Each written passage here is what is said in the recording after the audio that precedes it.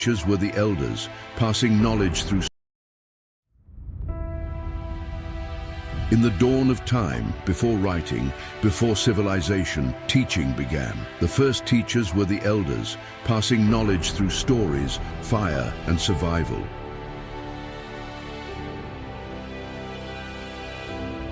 From Mesopotamia to Egypt, the first schools were born.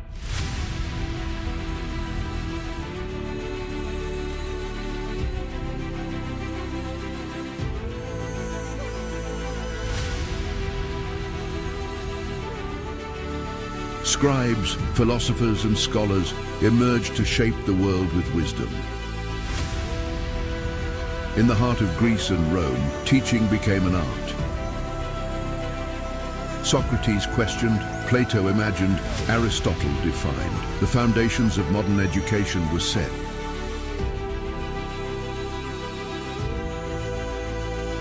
In the East, Confucius taught that education is the path to virtue and harmony. His teachings shaped generations, laying the foundation for lifelong learning and respect.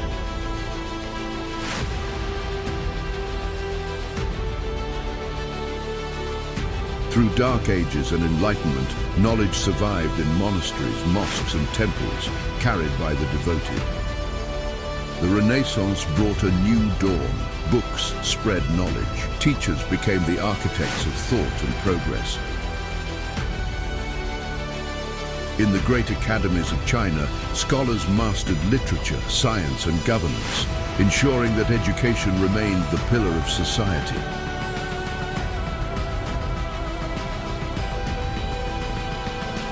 With industry came schools for all. Education moved from the elite to the people, building the workforce of a new age.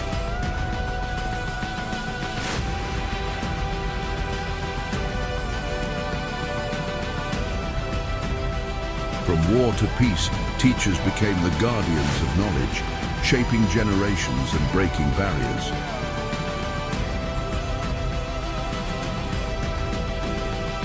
Today, classrooms transcend walls. Technology, AI, and innovation redefine teaching, but the heart of education remains unchanged. Dedicated teachers lighting the way. Tomorrow's world is unknown, but one truth remains. Teachers will always shape the future. From the first humans to the far future, teaching is the greatest legacy of humankind.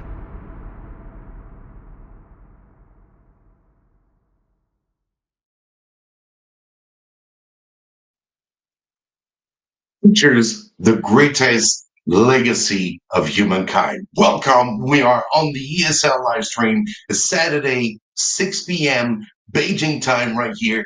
Hello to everyone. Welcome. Today, we're gonna be talking about CLIL. What is CLIL? All right, CLIL and the 4 C's. Maybe strategies that you use in a classroom. Last week we've been talking about AI and all those new way to teach, but sometimes traditional teaching is still here and still doing the job very well. And so we wanted Stu to come back to that CLIL, the 4 C's. We'll see that in a moment. If you are watching the replay, very welcome. Thank you for being here. Say hello. Feel free to say hello on TikTok, Instagram, Facebook. Stu is going to be here with me in a moment, just saying hello to the early birds. And we have as well something special. And feel free to engage, to say hello in the chat, ask your questions, because we get gifts for you. But for now, let's start the ESL live stream. Here we go. Rock and roll, baby. Hey!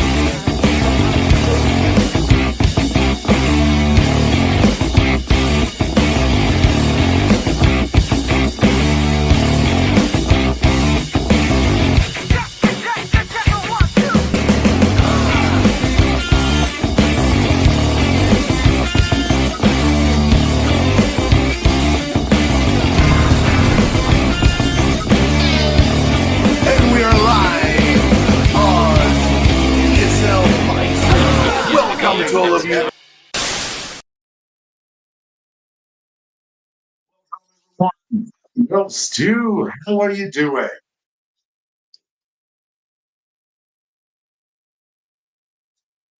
Sorry, can't hear you, Stu. I hope everyone, maybe I'm not, maybe it's me. I don't know, but can hear you. Hope you get, maybe everyone can hear Stu. Can you say, if you can hear Stu, just let's say hello. Say, can you hear Stu? Hi, can you hear me now? Can you hear me now? Yes, beautiful, beautiful. Yeah, Awesome. the old. I didn't select this mic. I selected a different mic which isn't plugged in. So there we go. Smooth start, smooth Things sailing as happen. always at the ESL live stream. It's all good, all good. Happy to see you. How's everything, Stu? All good? Yeah, yeah, all really good. Baby is keeping me awake routinely every night without fail. He doesn't let me down. So yeah, it's all good. Hey, He's fine now though. that's being a dad, right? It's never easy, huh? No, no, right? Yeah. So yeah, a bit of quiet time, a little bit of quiet time, but no, really looking forward to this. CLIL. Oh, wow. We're going to have a big hour ahead of us, Mike. I'm really looking forward to it. And we've already got so many guests here with us. So hopefully loads of questions are going to come our way today. And yeah, it's going to be action packed. Yes, it's time to say a little hello to all of you. Give a little surprise today to Ibis Sam. A big shout out to her. Because really she is here every time, and when she misses one, she always say, "Oh, sorry guys, I couldn't be here." It's like, it's all good, it's all good. She's adorable. Thank you, Abid Hussein, for being here. We got some people having fun, I guess, right here, huh? Anyway, welcome. I'm gonna say hello, mom, and bonjour. Yes, we had the subtitle in French for the intro, for the beginning of the video. Bonjour, maman, je te fais plein de gros bisous. You got to know that my father is a teacher, proud to be a teacher. We are the, happy to be a teacher. Right. Okay. Habit is just going on with Mr. English for all over. Hi, very welcome again.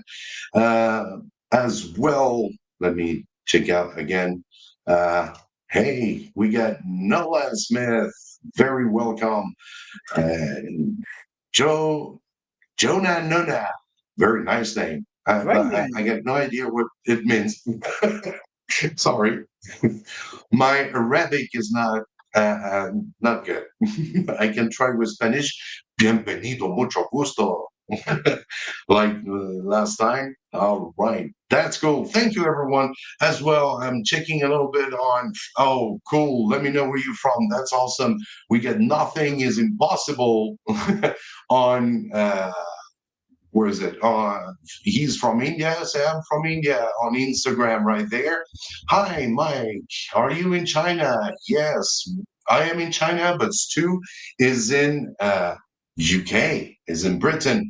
So that's quite awesome. The techniques today, the technology is really incredible. Hello, sir. Hi, guys. Hello, everyone. Everyone saying hello on Instagram. Feel free on TikTok as well. Say hello. Tap on the screen. You know the rules of the game right there. And Facebook as well. Feel free to say hello. I think, yeah. All right. That's pretty much it for everyone.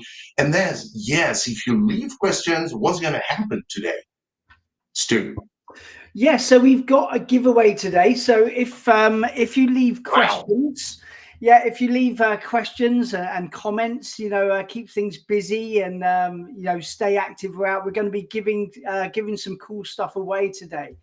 So one of the giveaways today is the big book of classroom warmers and games. It's I wrote that book maybe about 4 or 5 years ago. Super popular book, and it's got 80 different games that you can play in your classroom with your students using either the whiteboard or materials that are normally in your classroom. So let's say you're teaching about toys, or teaching about sports, teaching about the weather. There's games in there that you can play to get your students to practice that language in really fun ways. And you can add one into your class every single week. You've got nearly 2 years of games in there. So we're going to be giving that away today. Awesome. Thank you, Stu. And that's will be toward the end, of course, close to the end. Before we leave, we'll lift the giveaway for everyone. And I add my first ebook, Lessons They Love, is the name of my ebook, where it's a guide for teachers who wants to make, mix a little bit of old traditional teaching ways and new, blended learning, new technology. With my ebook as well will be for a second giveaway. We're going to make 2 people happy today. Isn't that? Awesome. Yeah, really looking forward to this. I feel energy today, Mike. I think we're both feeling the vibes today. Lots of energy going on. Yes, it's never easy because we changed the time. It was originally on Sunday night, 9 p.m. But thank you so much to all of you for following us, even if it's a Saturday, 6 p.m. in here in Beijing, in China. For all other people, might be early morning or close to l'apéritif, the appetizer before lunch. So that's great. Thank you, everyone. Sounds good. We can see all your comments right here today. Let's go and talk about CLIL, right? Yep, here we go. CLIL. Wow, something I had not heard of. Something I'd not heard of until about 3 or 4 years ago. This was a new one for me. Yeah, so what is CLIL? So basically, CLIL is content and language integrated learning. Great. Yeah, there you go. So content and language integrated learning. So you've got like content here, and you've got language, and you don't separate them, you merge them. But okay, so first things first, what do I mean by content? Because every TEFL class has content, right? Of course, but this is a different type of content. This is content which isn't traditionally in the language classroom. Mathematics, history, geography, biology, chemistry, these kind of subject content. So normally, if you go into you're teaching in a primary school, you're teaching in a secondary school, you're a TEFL teacher, you might go in there and you teach your TEFL classes, right? And then after 45 minutes, the bell goes, the students leave, and they go and have their history class or whatever. This CLIL merges both of them. So you might be teaching history in English to people who don't speak English as their first language. It's really common to see this in like kind of bilingual schools. So if you're teaching in a bilingual school, there are subjects that are taught in the first language of that country.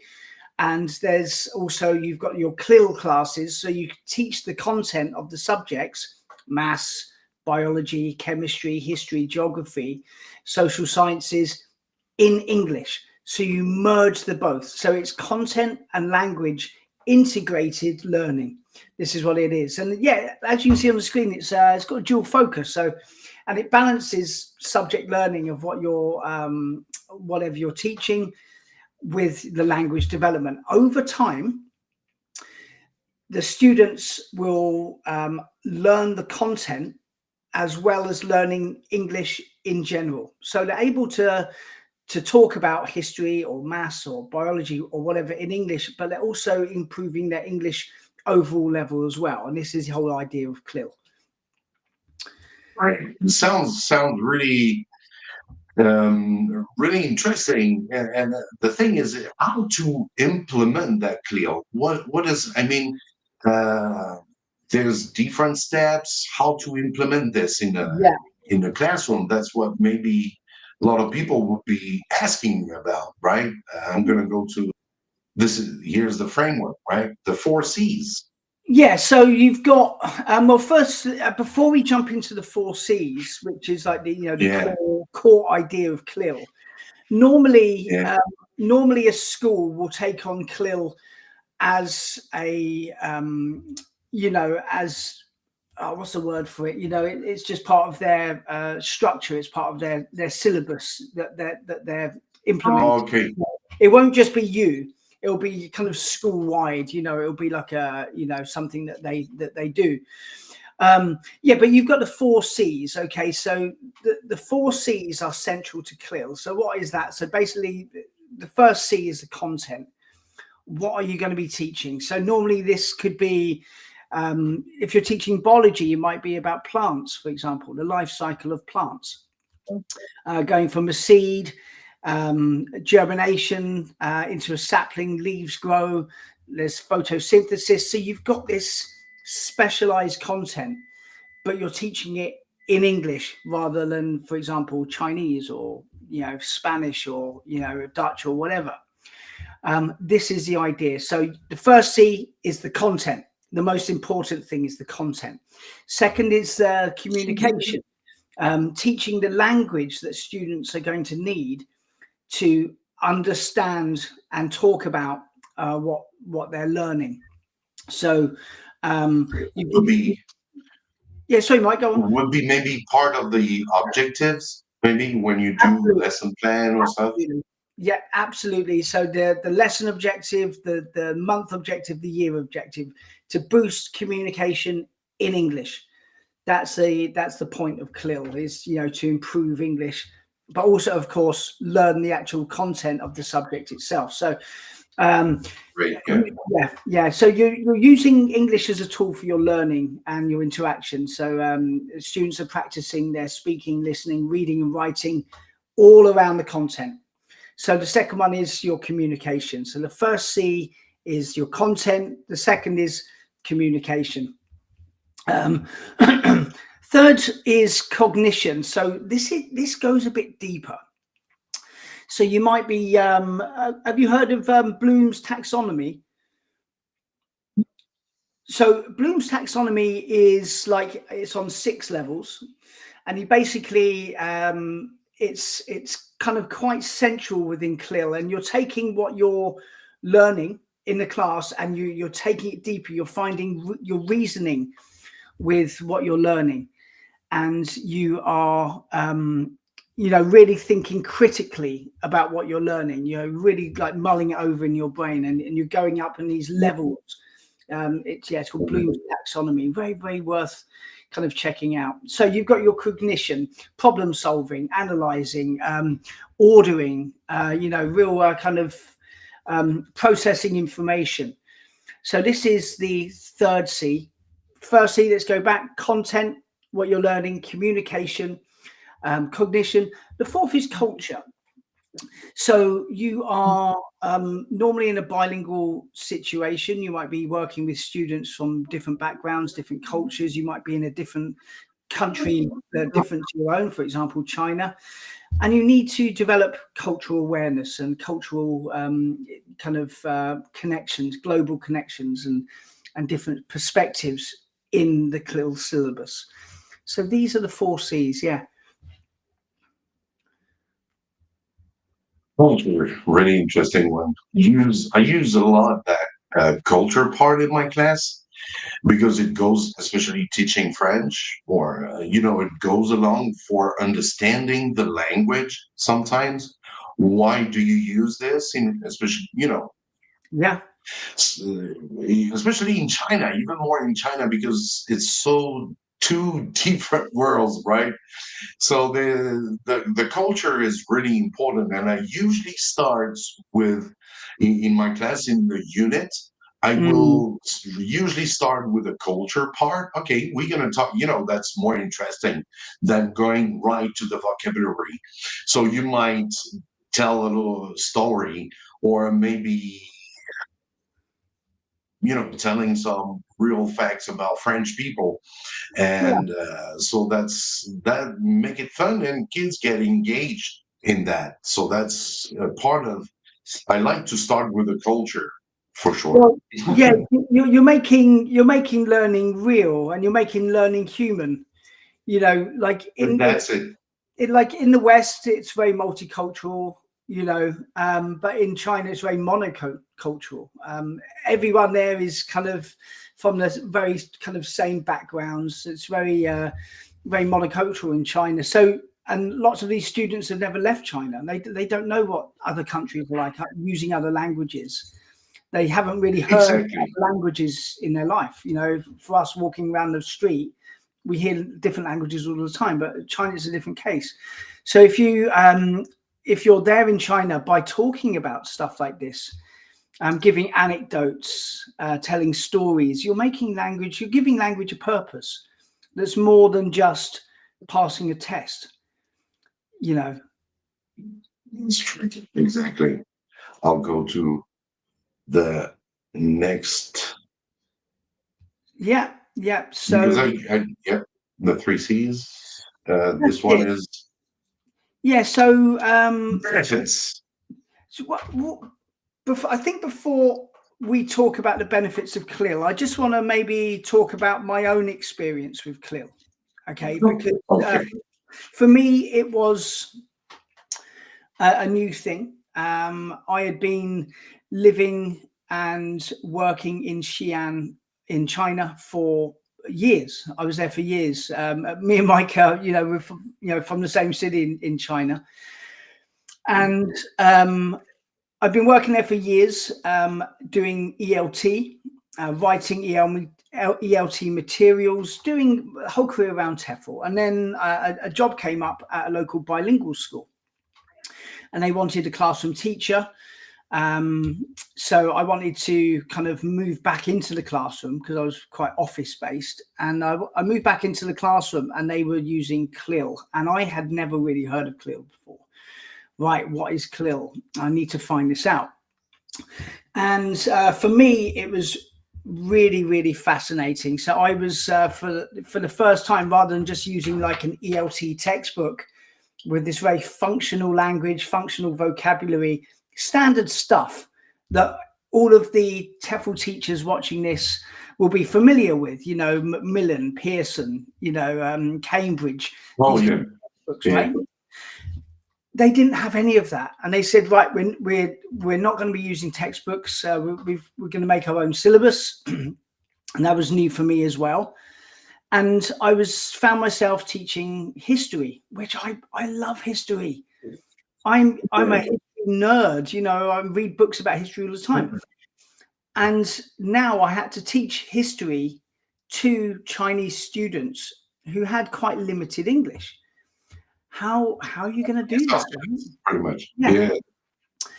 But that's what CLIL is, you know, teaching this content, which can be quite specialized in the language, in their second language.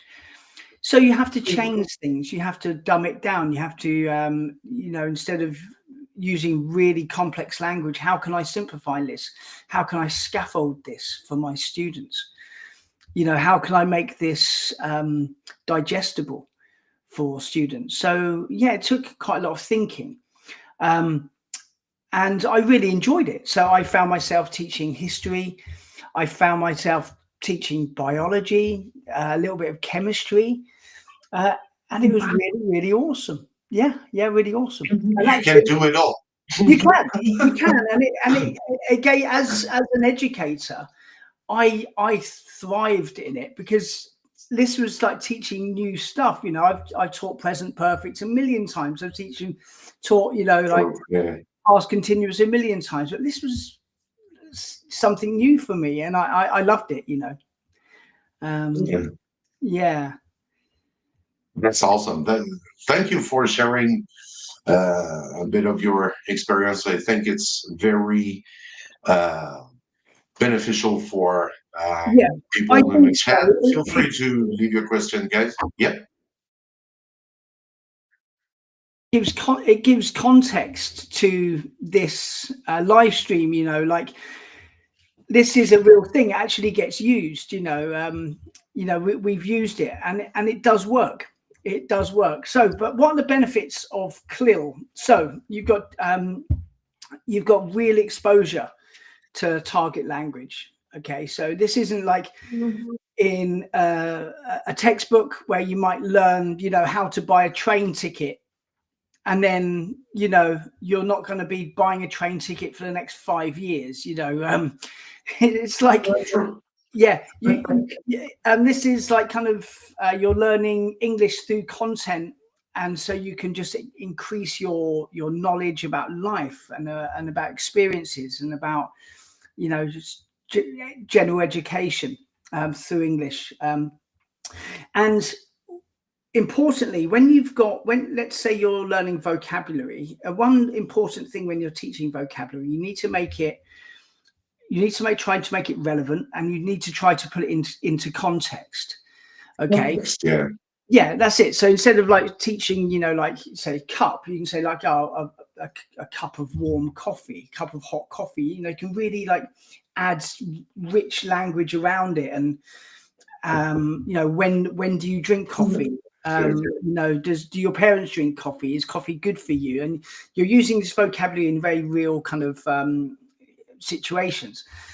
And so through CLIL, you can be using this vocabulary, and instead of just saying the word photosynthesis, and the students looks at it on on a word list on a page, photosynthesis, noun, you know, you're like, right, okay, next. You're never going to remember that. You're never going to remember the word photosynthesis on a word list. There's no way. But if you're talking about yeah, right. So if you're talking about photosynthesis as part of a CLIL lesson, you're making posters about photosynthesis, you're working together, you're collaborating as a team, you're drawing a picture of the sun, like shining rays on the leaves. This is CLIL. And then at the end of the lesson, you're going to remember photosynthesis, and you're not only going to remember the word, you're going to understand the process of photosynthesis as well, all in English, not within your first language. So that's like an example of CLIL. Yeah, it's really good. Yeah, because you're communicating with the teacher, you're communicating with your peers, you're processing the language all of the time. It improves your fluency and your ability to speak about it, your ability to understand what you hear when others are talking about it around you. You know, photosynthesis, sunlight, and you can hear it and you understand it. So it improves all of your skills as well. As well, students want to ask questions. Because it's going to be more related in context. So they might think, oh, yes, how would I say, give me a coffee, please? We were on the coffee, right? Or we'll say, I want my coffee, you know, that not too, what is the word? Yeah, not too strong, not too strong, yeah. That's it. So you are curious about language. You know, if you're trying to make a poster as part of a team, and your team needs a word, the student can come around and lend support, lend feedback. Other students you can encourage students to help each other, teams to help each other. So students are interested. They're searching for the language that they need and finding answers. So you're teaching the language and the content. That's it. Yeah, and the critical thinking. This is part of like the Bloom's taxonomy thing, where students really think deeply about what is going on with the language and with the content. You know, why? You know, how do leaves turn sunlight into energy?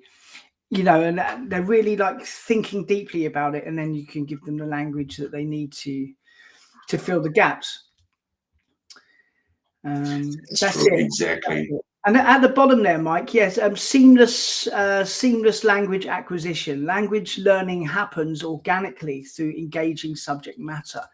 So because the content, say it's history or geography, cities around the world, different religions, because of the interesting content, you're able to bring in really interesting language that the students need in able to talk about the content and to take in the content. So you've got this is where the integration, content and language integrated learning, this is the integration. CLIL versus traditional language learning. Yeah. Yes. So Yeah. Increases exposure to the target language, right? Yeah.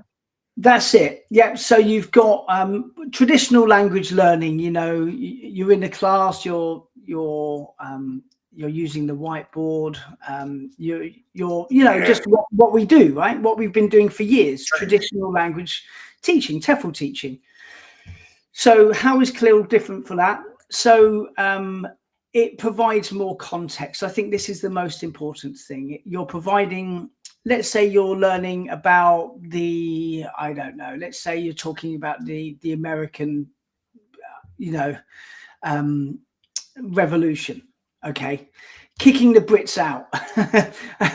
Rightly so. Let's say you're learning about that. So you're learning about the history of that. You're learning about the people, the events, the dates, what happened, why it happened, what did that lead Yeah. to. So you've got all of this amazing content, and you're learning it in English.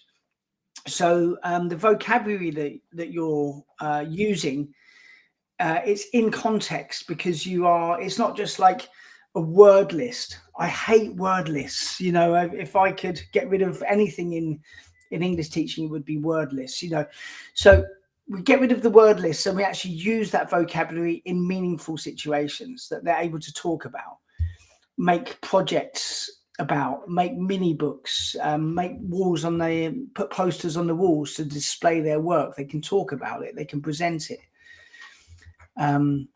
Yeah, that's it. That's the difference between traditional language teaching and traditional language learning and CLIL. Teachers, I think it's more interesting for everyone. I think it is. I mean, it definitely was for me. I got a chance to teach about. I'm not just a TEFL teacher. I'm a guy with different different interests and hobbies, and by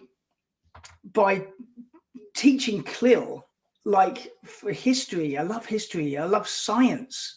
I'm really interested in the science. When I was in China at the bilingual school, I got to talk about how stars were formed. For example, it was one of the topics that we did. How stars were formed. I'm a super geek, away from the TEFL. I love science, and I was able to bring my passion for that subject and combine it and integrate it with language teaching. Dreamland. I loved it.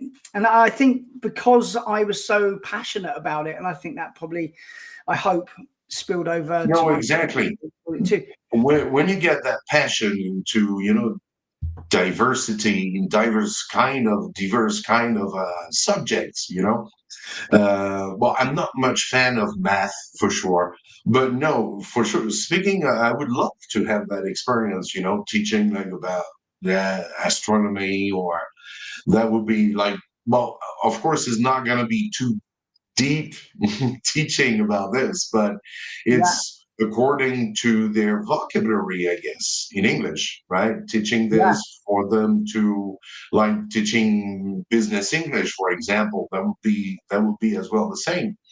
Yeah. And they would be really interesting in doing it too. Yeah.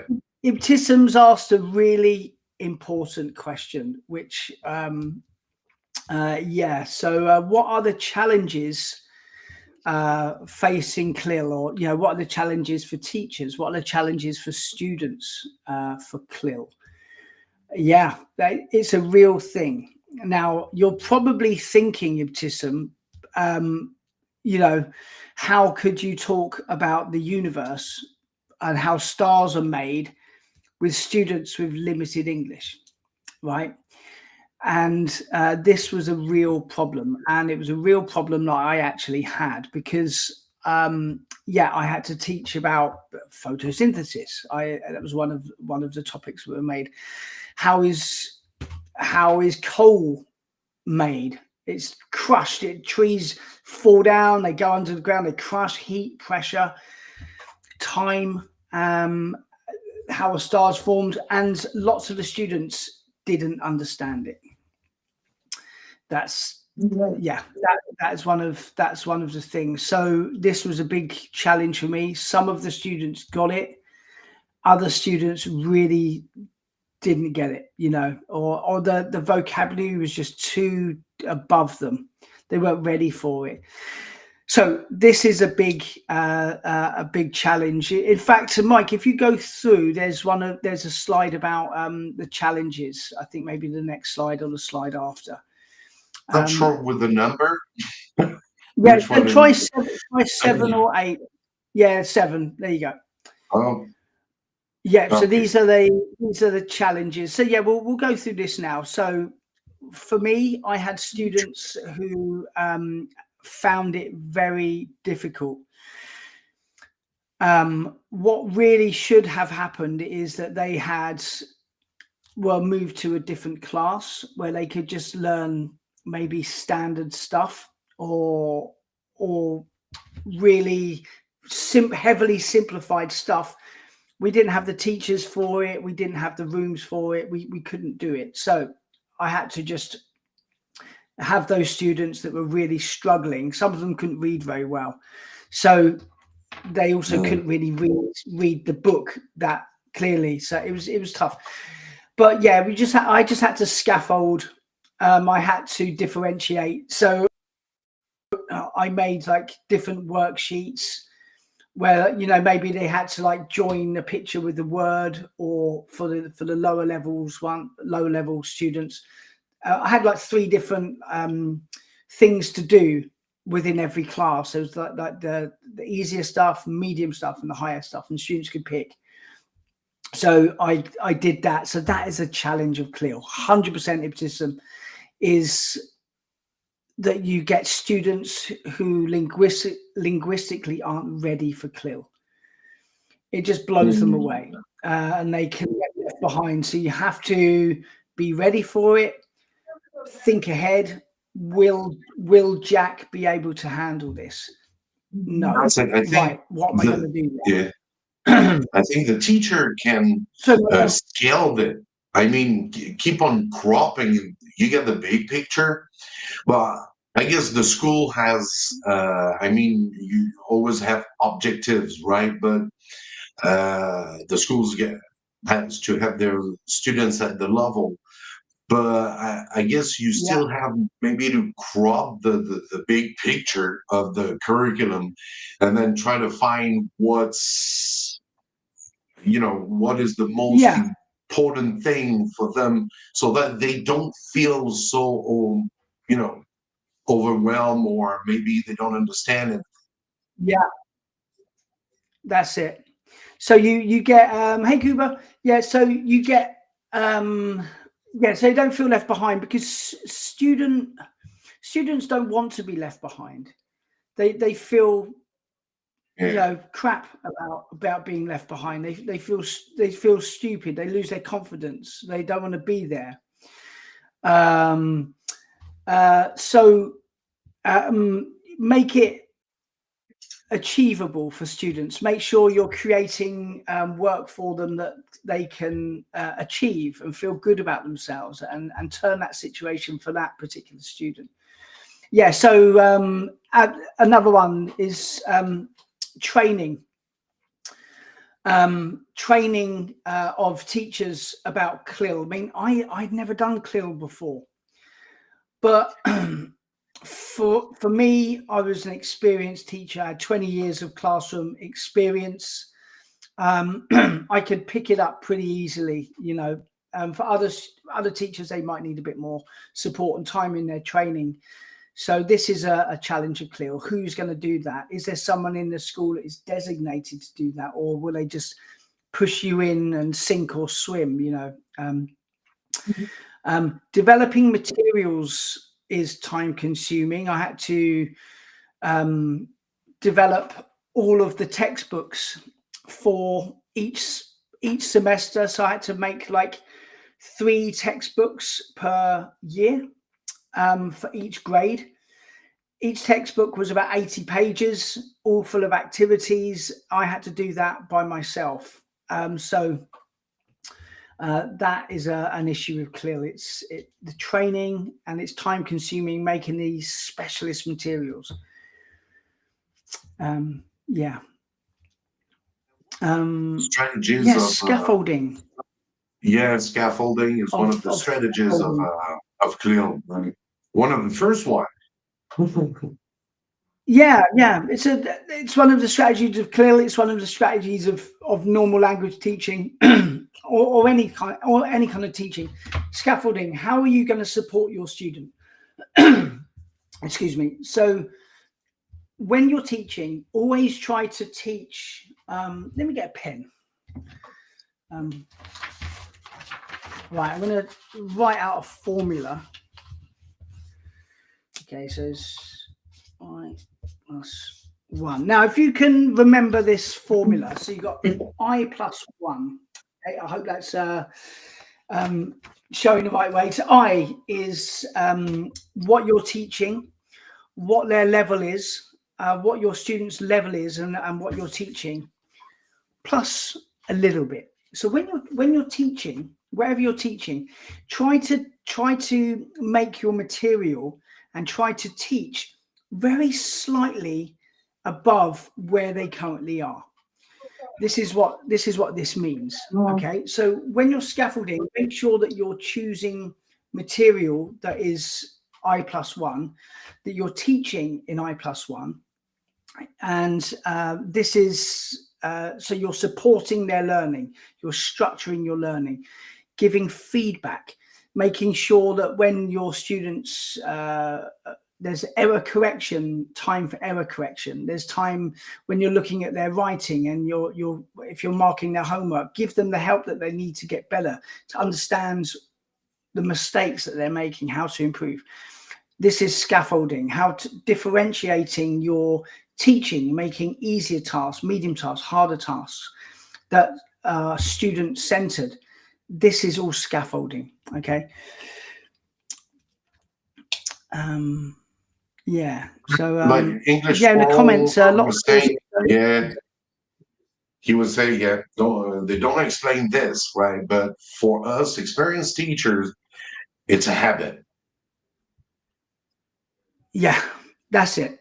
Yeah, this is this is something that you get better at over the years that you're in the classroom. And lots of courses just don't teach it, or if they do, they just quickly cover it and then move on, right? So it's something that comes through experience. Finally, assessment. How do you assess? How do you separate? Let's say you've been teaching about the American independence. Okay, let's say you're teaching about American independence. How do you assess that? Are you assessing their knowledge of the American War of Independence, or how do you assess their language improvement? Do you know what I mean? Yeah, that's it. Are they? How do you actually assess that? Okay, you they have get both of it, but maybe both of it cannot be at the same level, I guess. Yeah. I mean, like So, natives okay, would do that's that. it. So the war, like Independence Day, 1776, the student gets that answer wrong. Yeah. Does that mean that they haven't been improving at English? It doesn't. Maybe their English has really gotten good, but they got that question wrong. So how do you assess it? So you have to be smart in how you assess as well. So otherwise, your data is going to be everywhere. So this is another challenge of CLIL. Interesting. I might come back to. I think we were on 5th. 6. We were 6. Go to 6. Okay.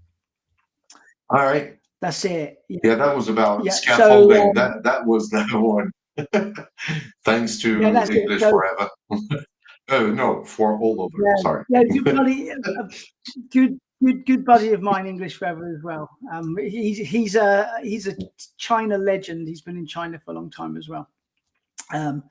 So scaffolding, supporting your learners. So visuals, body language, simplifying the language as well. So do you need to have really complex language to discuss things with L2 in L2? No, you don't. Simplify the language, make it achievable, make it understandable. Code switching. Now this is code switching. Basically, yeah, you can move from L1 to L2 and backwards and forwards. When I started as a teacher, we were told to never, ever, ever speak the L1, or always just speak in English. And if the students don't get it, to make sure everyone understands, L1 means their own language, their mother language. Yeah, that's it. Yeah, so if you're teaching in Brazil, so their L1 would be Portuguese, and L2 would be English if they're learning English. So I was taught never ever use the L1, and I was trained for it. And now I'm an experienced teacher. I have no problem in using Chinese in the classroom. If the students don't understand, quickly explain something in Chinese and then move back to English. It's code switching, no problem. I'm a big believer in the power of code switching. Task-based learning. So so you lots of projects, like make a big classroom poster about how stars are born, and you give them some cool materials, glue, glitter, colors, and they can draw, label. Go on, Mike. I get my students because we were talking about the unit was about food, so that was very, very interesting in teaching French, of course, but you can do it for any other language. It's not a big deal. But we were teaching about food, and one of my project-based learning was, all right, I had two of them. One was about that they create a menu, which is quite a very famous task-based learning for language, especially when you're in school, because that's the thing. Kids are old, so they are older. They are great, like 10, 11, 12. So you got to go with some stuff that they interest them. So when the unit is about food, is going to be, especially here in China, they're going to one of my test-based learning, just to say quickly, was about them to create a French menu, that they were holding. They were the owner of a bar in France, or a little pub, like we say in France, or whatever they wanted to. So create a menu, and the language that they will have to look for was about the utensils, for example, what they're going to use, or would be about the different dishes that's another one, about the dishes that they're going to provide, maybe the how does it call, the elements, how they're going to do that. Another one was another one was another project-based learning I made was about so to put them in a context where they were in France, for in a family where they would stay, like exchange students. So they are exchange students in France, and then they had to make food for the family, the host family, and then they had to explain in French how to make, maybe, liang pierre or yo premier, all those very famous dishes in China, so that they would have to explain them and make them create that recipe. And for the family. So that one was a very funny one because there are a lot of things like to translate in French, Chinese utensils and all stuff. So they had to put the recipe on with French words. I wasn't too much pushy, like put everything in French. I was like, yeah, at least you got to give me 10 words, from translated from Chinese to French, 10 Chinese utensil that maybe tools, that we don't use back home, So that was really interesting. Kids love it too.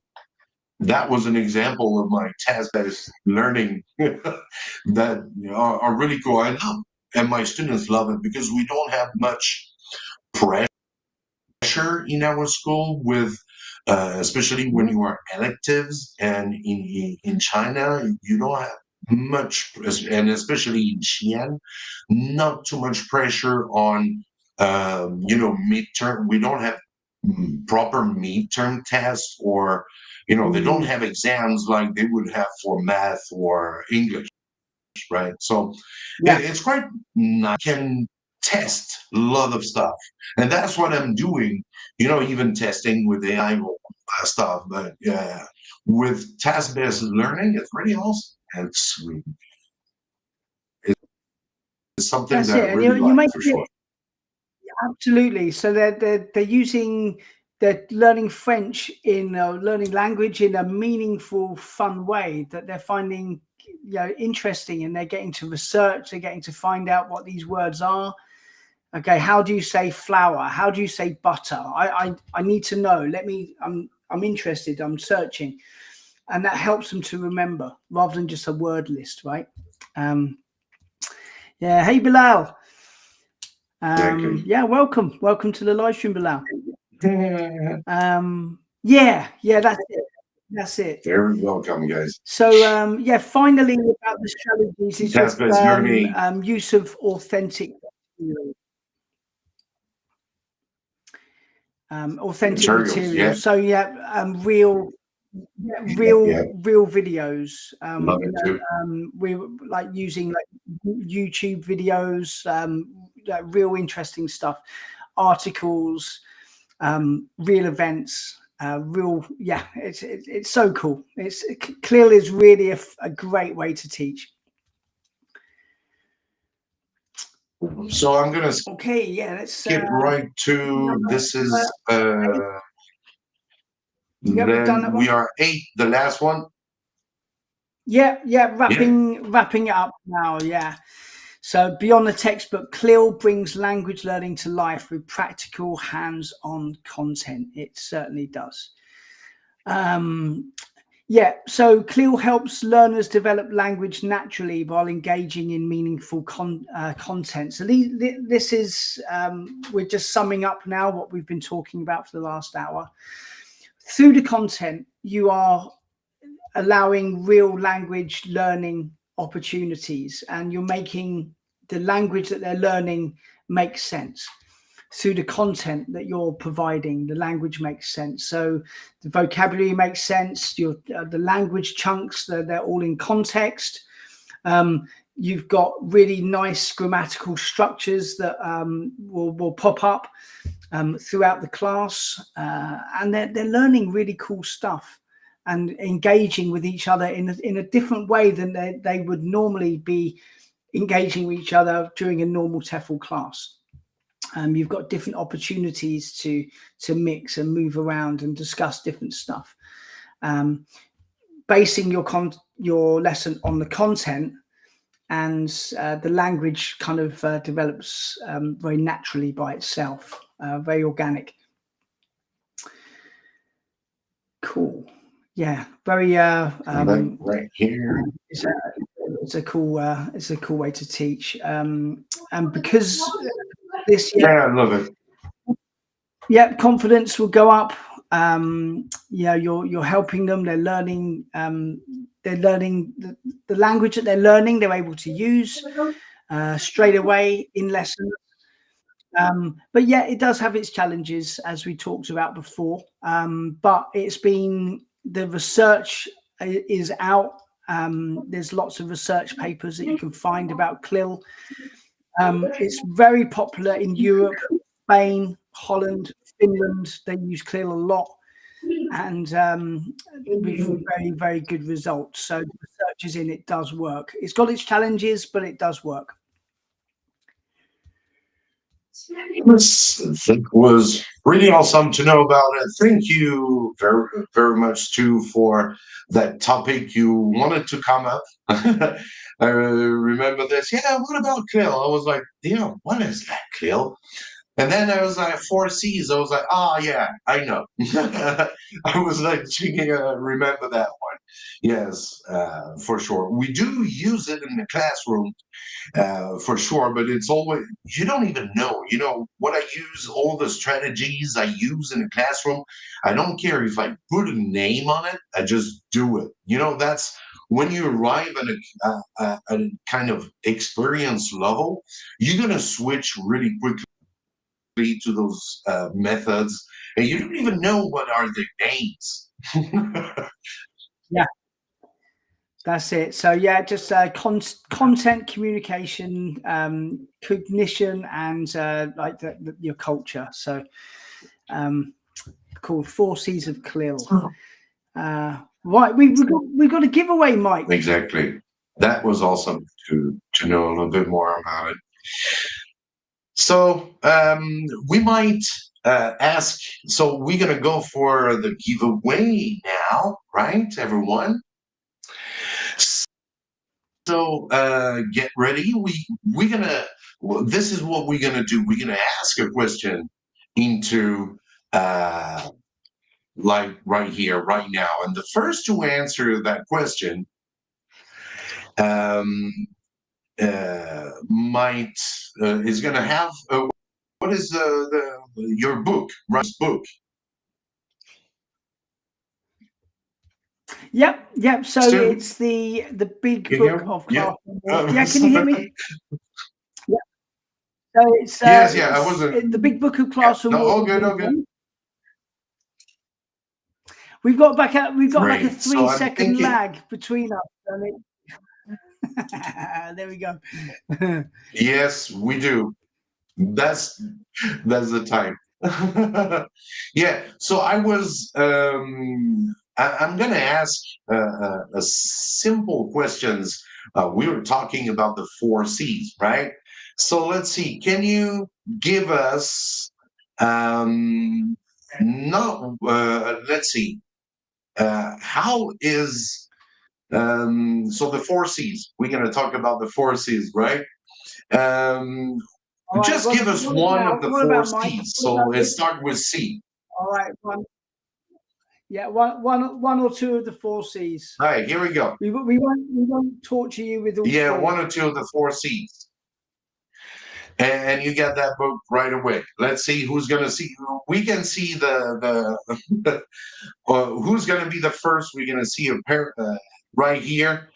So tell us one of the 4 C's. Just write it into the chat, and the first to answer gonna have a giveaway, which is a book with Nolan Smith.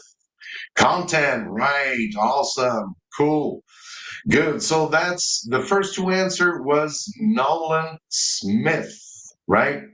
We gotta take screenshots, bro. All right. Yeah. So awesome, cool. So make sure you get a paper and a pen next.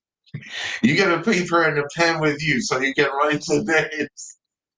So I don't maybe have it right here. Congratulations, then. Yeah. Well Let me done. see, Well she's done. here. All right, big shout out.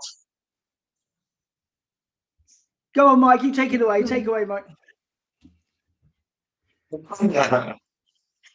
All right, cool. Okay, so then, yes, that's one of them. Let me see for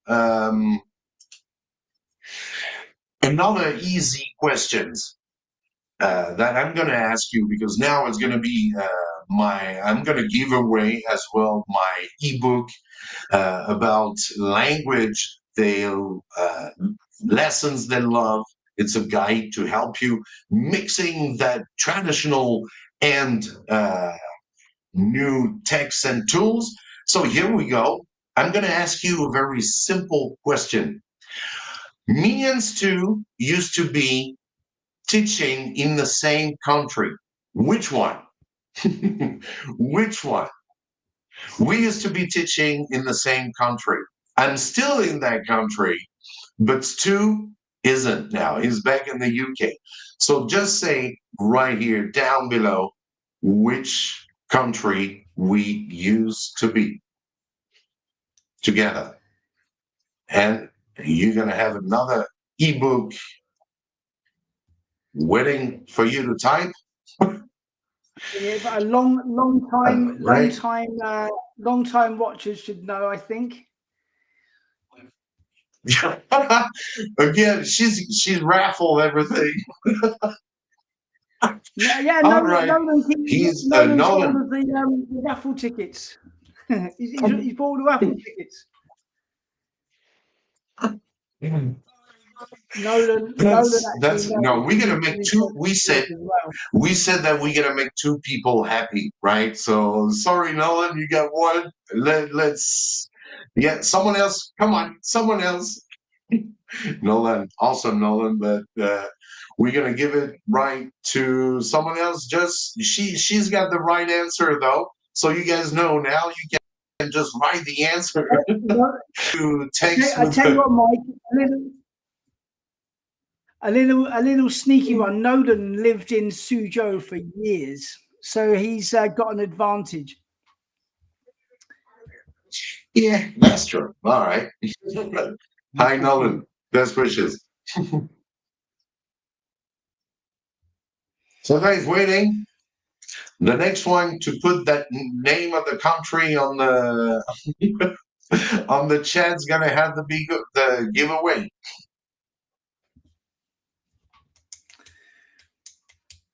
Still waiting for years. Okay. No, they don't want mine. They just want all of yours. They don't want mine. Hey! And here we go. Yay! Cool. Awesome. So that's Loredana. Awesome. Great. Thank you, Loredana. We got this. You're gonna have everything for you, Tissa. Yes, about giveaway. Thank you, Loredana. We gotta keep in touch for sure. I'm gonna leave you my email right here. That will be easy for you to contact me. This is my email, so you can contact me right here, so you can get the giveaway, because sometimes it's difficult to keep in touch with people. And feel free to contact me right there. I'll be giving you the giveaway. And yes, there's a giveaway still as well, and that one, a big one, right? Stu, that giveaway, you've been giving away. I'm looking for the image. That's why I'm like, Stu, help. I'm just, yes, so, okay. It's going to be right here. I'm going to get it right now. Yeah, so we've got quite a few giveaways. But yes, here, right here. That's it. So for the 650,000 subscribers milestone, we're giving away different stuff, and as part of the giveaway, you'll get an accredited TEFL course. It's worth $199 US. So that's going to be given away to one lucky person. So scan the QR code and enter the giveaway. I just put the link into the chat It's an incredible giveaway, guys. Some people don't feel like it's, you know, that's incredible, because your course is accredited. It's a course with level 4. It's a level 4 course. Imagine that. Course. Yeah. So we've got over 3,000. TEFL Lemon has got over 3,000 students learning with us at the moment, improving their skills for the classroom, improving their ability to teach language. So it's a full 180-hour accredited course. Once you've got that certificate, you can go anywhere around the world and teach English. Solid course, really good course, lots of really cool features. So that's part of the giveaway. Click the code and click the link, and then you'll be in the draw to win a free course. Thank you, Stu, for today's About CLIL. Can't wait to see you next week. Hope you're gonna have a good. Absolutely. Wish you all the best for. Yeah. Wish you the best for a good Sunday. Same for everyone. Thank you to all of you for following us on Instagram, TikTok, and also YouTube. Thank you, Abidasem. Thank you as well to all of you. It was good to see you all today. Cheers, guys, and happy teaching to all. See you, Stu. Bye-bye. Bye-bye. Bye. Let's rock and roll. Cheers.